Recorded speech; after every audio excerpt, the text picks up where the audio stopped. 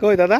এই যে ভাই, এই যে আজকে অশোক দাদা এই যে মাছ পাইছে মাশাআল্লাহ, ছোট ছোট হলেও 2-3-2.5 কেজি, 1.5-2 কেজি হয়ে যাবে মাছ। নিচে রাখেন, এইখানে রাখেন উপরে। হ্যাঁ, জালে এরকম বোঝা যাচ্ছে না। এই যে চিত্রা নদীর মাছ একাই সাবাড় করে দিয়েছে। এই যে একটা মাছ মোটামুটি।